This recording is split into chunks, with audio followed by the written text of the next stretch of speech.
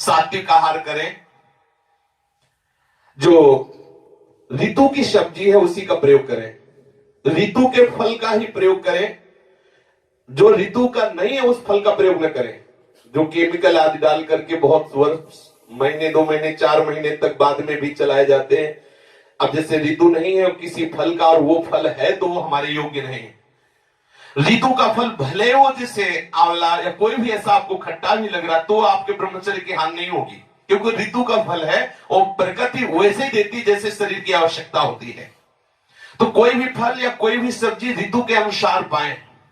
ऋतु के प्रतिकूल कोई भी सब्जी जो क्या कहते हैं, कोल्ड स्टोर में है, हाँ कोल्ड स्टोर, उसमें रखी वाली ना पाए, मतलब ताजी ताजी जो ऐसा कोई भी भोजन ऐसा पाए जो पचने में हल्का हो, जो मधुर हो, प्रिय हो। गेहूं की रोटी, चावल, जौ की रोटी, साठी, मूंग, अरहर, चना, दूध गाय का, थोड़ा घी, चीनी, सेंधा नमक, शकरकंद और शुद्ध ऋतु के फल व सब्जी, ये आहार कभी आपके ब्रह्मचर्य को दूषित नहीं होने देंगे, पर्याप्त है। अब अगर बढ़िया ये सात्विक आहार मिले तो शरीर भी स्वस्थ रहेगा, बुद्धि भी स्वस्थ रहेगी। और राजसी आहार जाते ही काम का अंदर स्फुरण होने लगेगा।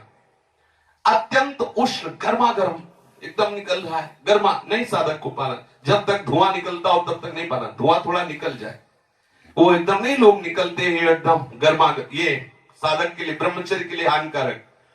कड़ुआ, एकदम कड़ुआ बिल्कुल नहीं पाना, एकदम तीखा नहीं पाना, बहुत नमक पड़ा हुआ नहीं पाना, अत्यंत मीठा अधिक मीठा नहीं पाना, रूखा एकदम नहीं पाना, चटपटा नहीं, खट्टा आम की खटाई ये खटाई नहीं, और अधिक तेल युक्त, दोष युक्त, गरिष्ठ पूड़ी कचौड़ी मालपुआ समोसा ये नहीं। जो कचौड़ी पूड़ी मालपुआ, ये लाल मिर्च बिल्कुल नहीं, हींग नहीं, विशेष तेल का प्रयोग नहीं, प्याज लहसुन का तो किसी भी तरह से प्रश्न नहीं, गाजर नहीं, उर्द नहीं, सरसों का अधिक सेवन नहीं, कोई भी मसाला नहीं, मांस मछली कछुआ अंडा शराब चाय कॉफी कोकीन चरस चंडू ये सब नहीं। ये आहार पाते ही आपको चंचल बना देगा, कामी बना देगा, क्रोधी बना देगा, लालची बना देगा, पापी बना देगा। आप पाके देख लीजिए पक्का। जो ये अत्यंत उष्ण कड़ुआ तीखा नमकीन अत्यंत मीठा रूखा चटपटा खट्टा तेल युक्त दोष युक्त गरिष्ठ पूड़ी कचौड़ी मालपुआ खट्टा लाल मिर्च तेल हींग प्याज लहसुन गाजर उड़द सरसों मसाला मांस मछली कछुआ अंडा शराब काफी डाफी और कोकीन और चरस और चंडू और सभी सब, ये सब पाने वाले कभी ब्रह्मचर्य नहीं रह सकते। इनसे निश्चित पाप के आचरण बनेंगे, रोग शोक दैन्य बढ़ेगा, आयु तेज सामर्थ्य सौभाग्य नष्ट होगा। राजसी पुरुष कभी ब्रह्मचारी नहीं हो सकता।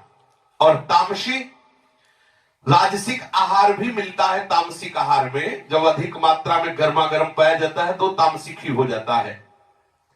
इसके अलावा जो बासी भोजन है, जो रसहीन भोजन है, जो दुर्गंध युक्त भोजन है, जो जूठा भोजन है, सड़ा हुआ भोजन है, जिस तेल में कई बार पकवान बनाए गए हो उस तेल में बना हुआ, ये सब तमोगुणी भोजन है।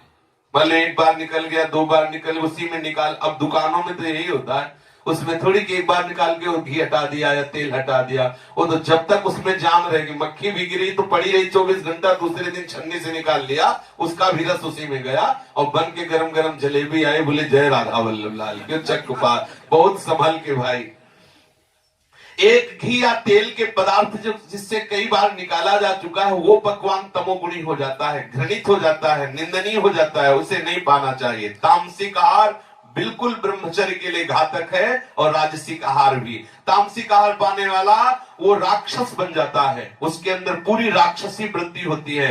ऐसा पुरुष सदैव रोगी दुखी बुद्धिहीन क्रोधी लालची आलसी दरिद्र अधर्मी पापी और अल्पायु होता है।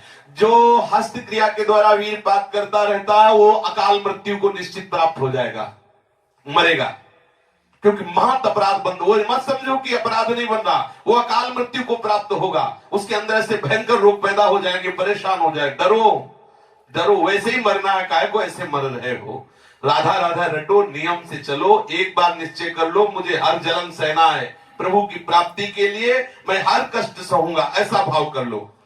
और फिर सात्विक भोजन भी जब पा रहे हो तो विचार बिल्कुल ठीक होने चाहिए। भोजन पाते समय कोई ऐसा दृश्य जिससे आपके विचार गंदे हो, कोई ऐसा पढ़ना जिससे विचार गंदे हो, कोई ऐसी वार्ता करना, या कोई अंदर ही अंदर विचार गंदे करते हुए सात्विक आहार भी पाओगे तो आपकी बुद्धि पतित हो जाएगी। महापुरुषों ने ये अनुभव करके बताया है। भोजन पाते समय जो विचार होता है उससे रस बनता है, रस, उसी रस में आपके भाव जाते हैं, वही भाव आपकी नस नाड़ियों में जाकर के वैसे ही पूरे शरीर को प्रभावित कर देते हैं जैसे भोजन पाते समय हम विचार करते हैं। इसलिए बहुत सावधान, भोजन पाते समय यदि आपके पास चिंतन की भाववृत्ति नहीं तो आप बाहर से सत्संग लगा दीजिए, कीर्तन लगा दीजिए और उसको सुनते हुए प्रसाद पाए, बहुत बढ़िया। ये तो देखो कलयुग भगवान की कितनी कृपा है, भोजन पा रहे हैं, कोई महात्मा बोल रहा है, सत्संग आप बैठे सुन रहे हैं, बहुत बढ़िया है। यंत्र का आजकल तो बहुत बड़ी कृपा है। अगर कुछ नहीं तो नाम कीर्तन लगा दीजिए, प्रसाद पा रहे, नाम कीर्तन चल रहा है, चतुरासी जी के पद चल रहे, ठाकुर जी की कोई वार्ता चल रही और हम प्रसाद पा रहे, तो हमारा सारा चिंतन सुनने में गया और प्रसाद पा रहे, वो हमारे अंदर भागवतिकता प्रकट करेगा।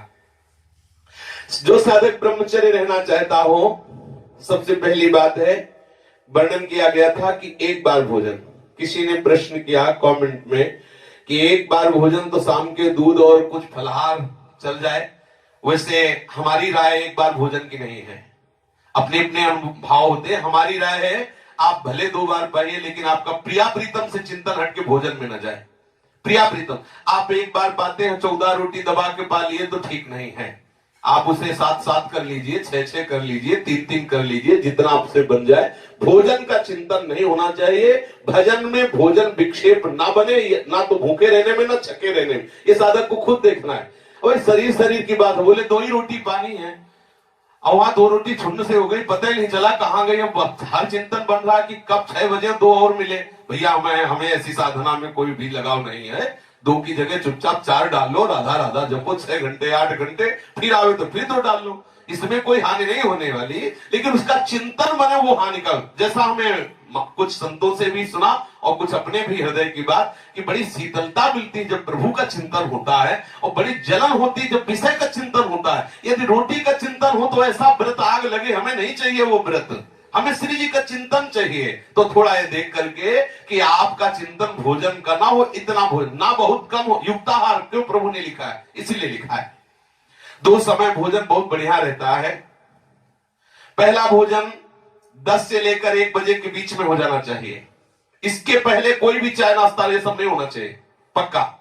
2 बार तो फिर 2 ही बार है, आपको जो भी पाना है वो सब लेके, हमने ऐसे संतों के दर्शन भी किए हैं कि जैसे कोई कुछ दे रहा है और उस आश्रम में है तो लेके रख लिया, लेकिन पाएंगे वो 1 बजे ही, बीच में नहीं कि जो मिला वो बन पाते, ऐसे थोड़ी थोड़ी देर में बंदर की तरह मुंह चलता रहे, साधकों का नियम नहीं है, उसे रख लीजिए। आप 2 ही बार पाए तो सिर्फ 2 ही बार पाए, 1 बार पाए तो सिर्फ 1 बार पाए, जो भी पाना है 1 बार पाए, जो भी पाना है 2 बार पाए, वो नियम आप रखें। दिन का भोजन 10 से 1 बजे के बीच में हो जाना चाहिए और रात्रि का भोजन 8 बजे के पहले ही हो जाना चाहिए, 8 बजे के बाद नहीं होना चाहिए। 8 बजे के बाद उसमें पचने में दिक्कत पड़ेगी, कब्ज बनेगा, ब्रह्मचर्य घातक बात होगी। यदि आप 1 बार भोजन करते हैं तो सर्वोत्कृष्ट बात है, पर 2 बार भोजन करें तो आप देख लीजिए 10 से 1 बजे के बीच दिन में और रात्रि में 8 बजे के पहले। और जब आप भोजन पालें तो 30 मिनट जरूर टहले, शरीर स्वस्थ रखना है, भजन करना है तो ये करना है, नहीं तो गड़बड़ हो जाएगा, आप कब्ज हो जाएगी, फिर परेशानी है। खा के एकदम सहन नहीं करना, 30 मिनट टहलना है। रात्रि में दूध पीना है तो या तो बहुत ही कम गर्म एकदम, और या एकदम ठंडा। अगर आपको लगता है थोड़ा गर्म हो तो बिल्कुल थोड़ा ही गर्म होना चाहिए। अधिक गर्म दूध पी के सहन करने से वो ब्रह्मचर्य का नाश अर्थात स्वप्न आदि दोष प्रकट करने वाला होता है। चीनी मिलाने की जरूरत नहीं, यदि आपको ऐसा लगता है कि हो तो बहुत कम चीनी मिलाकर ही प्रयोग करें, वैसे जरूरत नहीं है। गर्मा गर्म रात्रि में ना भोजन पाना है ना कोई पेय पदार्थ पीना है, गर्मा गर्म ना तो भोजन पाना है और ना कोई पेय पदार्थ पीना है। अगर आप गर्मा गर्म कोई पदार्थ पी के शयन करते हैं तत्काल, तो निश्चित आपके ब्रह्मचर्य की हानि हो जाएगी, सावधान रहे। ताजा, सात्विक और ना गर्म ना बासी ऐसा भोजन कीजिए। और रात्रि में हल्का हल्का गर्म या ठंडा दूध ले सकते हैं जो जरूरत हो। नहीं, दूध की साधक को जरूरत है नहीं, पर अब आप देख लीजिए, हम मना नहीं करते, पर है नहीं जरूरत। क्यों जरूरत नहीं? क्योंकि अपना कोई और कार्य है नहीं। भजन साधन और संयम नियम तो उतने में ही इतनी सामर्थ्य है कि दूध की जरूरत बिल्कुल नहीं, वस्तुता नहीं जरूरत है। पर यदि आपको जरूरत हो तो ले सकते हैं गाय का दूध आधा लीटर, वो भी रात्रि में शयन के पहले, जो इतना गर्म हो कि मतलब आपको लगे कि हाँ ठीक है। अगर अधिक गर्म हुआ तो आपके ब्रह्मचर्य में हानिकारक है। यदि रात्रि में आपको थकान हो रही है, आपको लगता है मैं तत्काल शयन कर जाऊंगा, तो ना भोजन पाना है ना दूध पीना है। अगर रात्रि में आप बहुत थके हैं तो ना भोजन पाना है ना दूध पीना, आप शयन कर जाइए, सुबह भले ले लीजिए। अगर आप थकान के साथ भोजन और गर्म दूध पी ले और तत्काल लेट गए, तो फिर उसमें आपके संयम में बाधा पड़ने की संभावना है। भोजन के समय आप मौन भगवत चिंतन करें या भगवत विचार करें या भगवत चर्चा सुने। किसी भी तरह से आपके भोजन में अधिक नमक, मिर्च, मसाला, ये और मिठाई और किसी भी तरह का कोई नशा या कोई चंचलता पैदा करने वाले पदार्थ बिल्कुल नहीं होने चाहिए। भोजन के समय पानी बिल्कुल नहीं पीना चाहिए, ऐसा अभ्यास कर लेना चाहिए।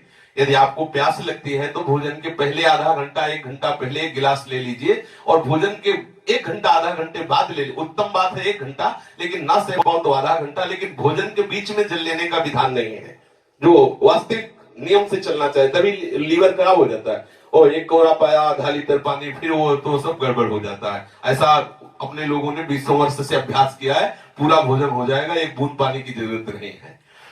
भोजन के समय पानी नहीं पीना चाहिए। भोजन के 1 घंटा बाद या 1 घंटा पहले पानी ले लेना चाहिए।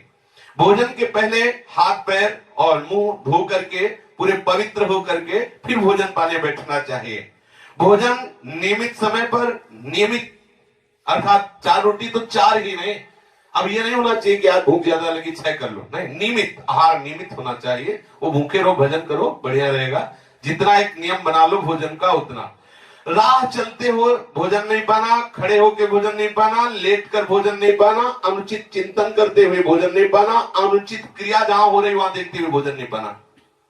प्रातः काल बिना कुल्ला किए जल पीने का अभ्यास बनाएं। बिना कुल्ला के आप शयन करके उठे, नाम जप किए और ऊषा पान उसे कहते हैं, वो आयुर्वेद के अंतर्गत है, वो आपके उदर में बड़ा लाभदायक रहेगा। वैसे तांबे के पात्र में जल रख ले रात्रि में और उसके बाद सुबह उठे और बिना कुल्ला किए और वो पानी पिए तो आपके उदर में बहुत लाभदायक होगा और अपने साधन में सहयोगी होगा। जहां प्रसाद पा रहे हो वो पवित्र स्थान हो, अगर दृश्य हो तो भगवत छवियां लगी हो या संत महात्मा हो। भोजन के समय ऐसे दृश्य ना होना चाहिए जिनमें मन अटक कर और काम का संकल्प कर बैठे। आप मध्याह्न में भोजन के बाद 100 कदम चाहे चले, 15-20 मिनट लेटे, इसके बाद भजन में बैठ जाए, ये मध्याह्न। और शयन में 1 घंटा पहले ही आपका भोजन दुग्ध हो जाए, टहले भजन करें, फिर आप शयन करें। मध्याह्न में 15 मिनट विश्राम के लिए आज्ञा होती है, 15-20 मिनट आप अपने महापुरुषों को देखा है कि ऐसा करते हैं, 15-20 मिनट लेट लिए फिर अपने साधन भजन में लग गए। यदि रात्रि में नींद पूरी नहीं होती है, आप 2 घंटे 3 घंटे तो 1 घंटे विश्राम कर लीजिए। यदि रात्रि में आपका पर्याप्त विश्राम हो जाता है तो 15-20 मिनट मध्याह्न में कर लीजिए। आपका जल स्वच्छ होना चाहिए। आप जब स्नान करें तो गीजर के पानी से न करें। अगर ब्रह्मचर्य पुष्ट रखना है तो, हम ये नहीं कह रहे कि पैसा बचाने के लिए गीजर की बात कर रहे हैं, लेकिन अगर आप रोज गीजर से पानी से नहाएंगे, आपकी त्वचा कमजोर हो जाएगी और आपकी सप्तम धातु शक्ति मतलब कठोर ना होकर के द्रवित हो जाएगी। आपको ये दोष देखना पड़ेगा अपने जीवन में यदि आप गीजर से बराबर स्नान करते हैं। संत महात्मा सीधे धाराओं में क्यों नहाते थे? एकदम ठंडा। आप नहा के देखो यमुना जी में सुबह सुबह जब गंगा में स्नान करते थे तो एक डुबकी लगाने के बाद लगता था सर है कि नहीं है, खोजना पड़ता था कि सर है कि नहीं है। एकदम ठंडा और एक नया एक जीवन नया एकदम ठंडा।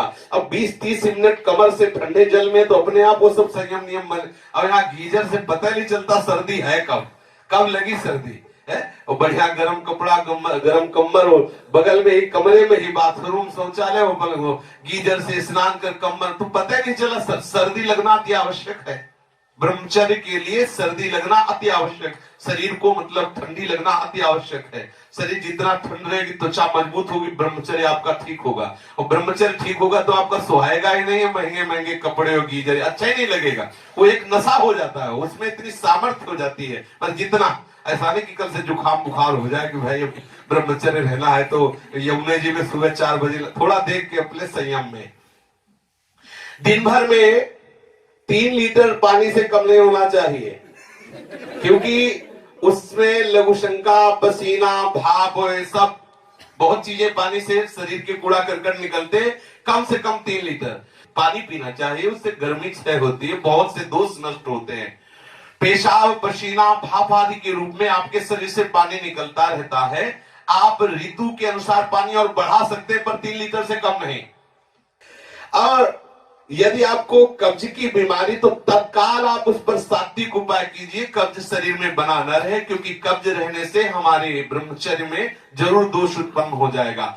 जब आप जल पिए तो वज्रासन में बैठकर धीरे धीरे जल पिए, स्वाद लेते, एकदम गटक के 1 मिनट में 1 लीटर पी गए ऐसा नहीं, आराम आराम से पीजिए, धीरे धीरे से भगवत चिंतन करते हुए। प्यास जितनी भी अधिक जब लगे तब पानी पियोगे तो आपकी जीवनी शक्ति को बढ़ाएगी। प्यास लगी नहीं है और आप पानी, तो ऐसा अब इतना ध्यान रखना है कि सुबह उषा काल में इतना जल पीना है कि एक बार वमन करने की इच्छा हो जाए। बहुत बढ़िया लाभ की बात बता रहे हैं। एक बार इतना पानी पिए सुबह कि ऐसा लगता है उल्टी हो जाए, भले ना हो, अगर हो जाए तो और बढ़िया बात है, थोड़ा और सहारा दे दीजिए, अंदर की गर्मी निकल जाएगी, साधक को साधना करने में बड़ा सहयोग मिलेगा। सुबह पानी जरूर खाली पेट पिए, फिर प्रसाद पान जितना मांगे उसके अनुसार। 3 लीटर तो बहुत सरल बात है। ब्रह्मचर्य के लिए पानी अति आवश्यक है, कब्ज निवारण के लिए पानी अति आवश्यक है।